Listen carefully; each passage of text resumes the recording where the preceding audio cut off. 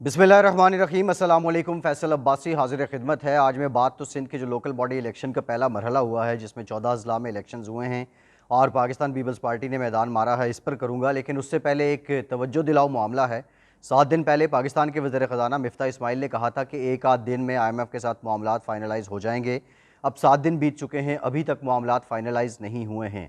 देखते हैं letter of comfort कब आता है, IMF के साथ ये मुआहिदा कब इस पर दस्तखत होते हैं और पाकिस्तान की मईशत में कुछ बेहतरी आती है। और बिलखुसूस जिस तरह डॉलर की उतार चढ़ाव है, उसकी वजह से जो कारोबारी तबका है वो खासा मुतासिर है। सिंध के जो लोकल बॉडी इलेक्शंस हुए हैं, उसमें पाकिस्तान पीपल्स पार्टी ने मैदान मारा है। और ये नेचुरली पाकिस्तान पीपल्स पार्टी ने मैदान मारना इसलिए था कि उनकी हुकूमत है सिंध में, और वो पाकिस्तान पीपल्स पार्टी इस वक्त सिंध की सबसे बड़ी जमात है। सो ये हस्बे रिवायत यही होता है कि जिसकी हुकूमत जिस जमात की होती है, जिस सूबे में, वहाँ पे अक्सरियत वही लेकर जाती है। हाँ, जब पाकिस्तान तहरीक-ए-इंसाफ की हुकूमत जो KP में है और उस वक्त जो पहला मरहला था, उसमें इंतखाबात में हमें रिवायत के ख़िलाफ़ कुछ देखने को मिला था कि पहले मरहले में पाकिस्तान तहरीक-ए-इंसाफ को शिकस्त हुई थी और पाकिस्तान तहरीक-ए-इंसाफ वो नताइज नहीं हासिल कर सकी थी जिसकी वो तवक्को कर रही थी। लेकिन बहुत कम ऐसी रिवायात हैं जिनमें कोई तब्दीली आए। दूसरी जानिब पाकिस्तान पीपल्स पार्टी का जो सिंध में मैदान मारना है, वो ऐसा मैदान मारा है कि उनके जो अपने इत्तेहादी हैं, MQM की जो जमात है और फिर उसके साथ JUI है, वो भी इस पे संगीन रिजर्वेशंस का इजहार कर रहे हैं। जो GDA है, ग्रैंड डेमोक्रेटिक अलायंस, वो भी ये कह रही है कि यहाँ पे एक मुनज़्ज़म तरीके के साथ धांधली की गई है। जो JUI, MQM, GDA, Pakistan Peoples Party के अलावा जो दीगर सियासी जमातें हैं, उनका ये कहना है, एक तो इलेक्शन कमीशन की जानिब से संगीन बद इंतज़ामी देखने को मिली, यहाँ तक कि जो बैलेट पेपर के ऊपर उम्मीदवार कुछ और उसका निशान कुछ और, जो इवन पार्टी के नुमाइंदगान थे उनके निशान भी कुछ और आए। फिर दूसरा इल्ज़ाम वो सिंध हुकूमत पे ये लगा रही हैं कि उन्होंने इंतज़ामिया की मदद से वहाँ पे लोगों को ज़दोकोब करने की कोशिश की, इंतखाबी अमल पे असरअंदाज होने की कोशिश की, इंतज़ामिया को साथ मिला के गलत वोटिंग की और फिर उन्होंने अपने नताइज हासिल किए। इलेक्शन कमीशन पे एक उनका ये भी एतराज़ है कि जो इलेक्शन कमीशन ने वोटों का इंदराज किया है, उसको देखते हुए बहुत से लोगों के वोट्स उनके मुताल्लिका जो हल्का था, मुताल्लिका जो यूनियन काउंसिल थी या जो जगह थी, वहाँ पर नहीं थे, वो कहीं और मुंतकिल हो चुके थे। अब ये सारी सूरत हाल है। पाकिस्तान की सियासत बहुत अजीब है। JUI, FE और PTI एक दूसरे के कट्टर मुखालिफ हैं, लेकिन यहाँ पे सिंध में उनका इस इंतखाबी मामले को लेके आपस में इत्तेहाद था।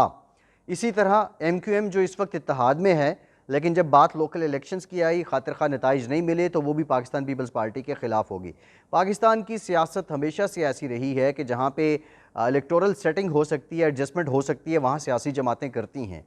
लेकिन इसके बावजूद जब उनको वो नताइज नहीं मिलते जिनकी वो तमन्ना कर रहे होते हैं या तवक्को कर रहे होते हैं, तो फिर सबसे ज़्यादा मलबा इलेक्शन कमीशन पे डाला जाता है। इसमें कोई शक नहीं कि हालिया जो सिंध इलेक्शन का, सिंध के लोकल बॉडी इलेक्शन का जो पहला मरहला था, उसमें इलेक्शन कमीशन की इस्तेदाद कार यानी काम करने की जो सलाहियत है, उसकी नाअहली बहुत अयां हुई है और वो बेहतरीन तरीके से साबित हुई है। लेकिन यहाँ एक और भी इंटरेस्टिंग पहलू है। इलेक्शन कमीशन पे पहले सिर्फ पाकिस्तान तहरीक-ए-इंसाफ एतराज़ करती थी, अब उस पर MQM भी कर रही है, अब उस पर JUI भी कर रही है, अब उस पर GDA भी कर रही है। क्या ये सारे एतराज़ात, ये पहले मरहले के बाद सिंध में इलेक्शन के, क्या ये सारी जमातें इनडायरेक्टली पाकिस्तान तहरीक-ए-इंसाफ के मौक़िफ़ को इंडोज़ नहीं कर रही? बिल्कुल कर रही हैं, उसको तक़वियत बख्श रही हैं। अब इसका हल क्या होगा? इलेक्शन कमीशन की इस्तेदाद कार कैसे बढ़ेगी, उनकी सलाहियत कैसे बेहतर होगी? यकीनी तौर पे ये सियासी जमातों ने पार्लियामेंट के अंदर ही तय करना है कि वहाँ जो लोग लगे हैं, क्या वो सही काम कर रहे हैं? अगर किसी को हटाना है तो उसका तरीक़ा कार क्या है? लेकिन ख़बर यह है कि जो राशिद सूमरो साहब हैं JUI, FE के, उन्होंने ये कहा है कि उन्होंने अपनी जमात के कायद मौलाना फजलुर रहमान साहब को ये गुजारिश की है कि हमारे साथ सिंध के अंदर बहुत ज़्यादती हुई है, बहुत जुल्म हुआ है, संगीन और बदतरीन धांधली हुई है, लिहाजा वफाकी हुकूमत में बैठने के फ़ैसले पर नज़र सानी की जाए। नज़र सानी से मुराद ये है कि आप वफाकी हुकूमत में जो इत्तेहादी हुकूमत है उससे अलहदा हो जाएं। अब क्या मौलाना फजलुर रहमान अपनी तंजीम के, सिंध में जो उनका चैप्टर है JUI, FE का, उसके अमायदीन के, उसके अकाबरीन के इस मुतालबे को मानेंगे? बज़ाहिर नहीं लगता कि वो मानेंगे। अगर नहीं मानेंगे तो पाकिस्तान पीपल्स पार्टी इसका अजाला कैसे करेगी? अब इलेक्शन जो है, उनका ये मुतालबा है कि दोबारा हों। इससे पहले जब इलेक्शंस हो रहे थे उस वक्त भी सारी जमातें ये कह रही थी, उन्होंने एक बल्कि हाई कोर्ट में भी मामला गया कि अभी इलेक्शन नहीं होने चाहिए, लेकिन फिर अदालत ने हुक्म दिया और फिर वो इलेक्शन हुए। अब ये बड़ी इंटरेस्टिंग सूरत हाल है। दूसरी अहम बात जो JUI के रहनुमा राशिद सुमरो साहब ने की है, उन्होंने कहा कि हम हुकूमत के खिलाफ लॉन्ग मार्च करेंगे। मैंने उनसे जब ये पूछा कि आप किस हुकूमत के खिलाफ लॉन्ग मार्च करेंगे, आप इस्लामाबाद की जानिब रुख करेंगे या आप कराची की जानिब रुख करेंगे, तो उनका ये कहना था कि हम कराची की जानिब, हम वज़ीर आला हाउस की जानिब लॉन्ग मार्च करेंगे। ये एक तजाद और भी अवाम के सामने आएगा, लेकिन रीजनल पॉलिटिक्स में जो मकामी वोटर होता है उसकी तवज्जो को हासिल करने के लिए ये सारे तरीक़ाकार, ये सारे वतीरे, ये सारी सियासी जमातें अपनाती हैं। लेकिन इसके अब नताइज नेशनल पॉलिटिक्स पे क्या निकलते हैं? फ़ी ज़माना जो तब्दीलियाँ आई हैं, हर सियासी जमात के जो तजादात हैं और तजादात दर तजादात हैं वो अवाम के सामने आ रहे हैं। अवाम देखा जाए तो ये जो सियासी सिलसिला है, सियासी जमातों के अंदर जो सिलसिले हैं, सियासी जमातों का मफादात का जो टकराव है, सियासी जमातों के जो बदलते बयानिए हैं कि आप हुकूमत में होते हैं तो आपको पेट्रोल महंगा करना, डीजल महंगा करना आपकी मजबूरी होती है, लेकिन जब आप अपोजिशन में आते हैं तो आप कहते हैं कि पेट्रोल, डीजल, अद्वियात, घी, तेल, पानी ये महंगा करना बहुत बड़ा जुल्म है आवाम के साथ। ये सारी बातें जब सामने आती हैं तो जो पाकिस्तान का पढ़ा लिखा तबका है वो इस बात पे गौर करने पे मजबूर हो जाता है कि ये सियासी जमातें कब तक पाकिस्तान के अवाम को मामू बनाती रहेंगी। इसकी दलील हरगिज़ ये नहीं है कि इस मुल्क में कोई आमिराना तर्ज़ हुकूमत आ जाए या वो आ जाए तो वो बेहतर है। जमहूरियत के बारे में कहते हैं ये निज़ाम जैसा भी है लूला लंगड़ा है, लेकिन ये आमरीत से बेहतर है। अब इस मसले का हल क्या है?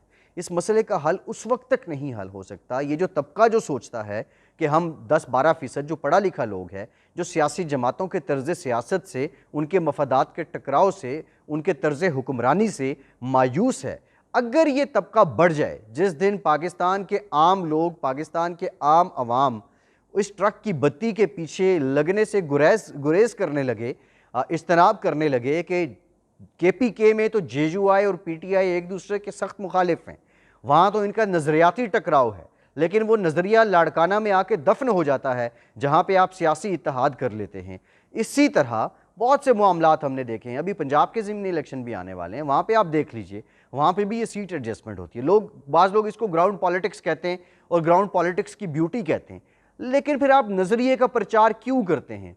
पाकिस्तान तहरीक-ए-इंसाफ तब्दीली का प्रचार क्यों करती है? पाकिस्तान तहरीक-ए-इंसाफ इंसाफ का प्रचार क्यों करती है? इदारा जाती इस्लाहात का प्रचार क्यों करती है? निज़ाम इंसाफ बदलने का प्रचार क्यों करती है? एहतसाब का प्रचार क्यों करती है? पीपल्स पार्टी रोटी कपड़ा और मकान का प्रचार क्यों करती है? पीपल्स पार्टी फिर सबसे बड़ी जमहूरी जमात होने की दावेदार क्यों है? पीपल्स पार्टी आम लोगों की, किसानों की, हारियों की, मजदूरों की जमात होने की दावेदार क्यों है? मुस्लिम लीग नून फिर जो दरमियाने दर्जे का कारोबारी तबका है उसकी हिमायत याफ्ता या उसकी हिमायती और हमदर्द होने का प्रचार क्यों करती है? JUI जो है वो मज़हब पे सियासत का प्रचार क्यों करती है? ये सारे प्रचार इसलिए हैं कि पाकिस्तान के अवाम का एक बहुत बड़ा हिस्सा इनकी बातों पे यकीन करता है और वो उस तज़ाद को भूल जाते हैं, उस दोहरे मयार को भूल जाते हैं, उस मुनाफिकत को भूल जाते हैं। जो KP में JUI और PTI तो एक दूसरे से संगीन मुखालिफ हैं, लेकिन लाड़काना में वो इकट्ठे हो जाते हैं। खैर, अब ये देखना होगा कि JUI की जो माहिदीन हैं सिंध के, वो जब पहुँचते हैं कराची में, अव्वल तो क्या वो लॉन्ग मार्च करेंगे? क्या मौलाना इसकी इजाज़त देंगे? अगर वो करेंगे तो वो क्या नारेबाजी करेंगे? ये सब तमाशा है और मेरी ख्वाहिश ये है कि तमाशा ख़त्म होना चाहिए। अवाम के बुनियादी इश्यूज़ पर, जो अवाम की जान जिन्होंने नरगे में डाल रखी है, उस पर सियासत होनी चाहिए। फैसल अब्बासी को इजाज़त दीजिए।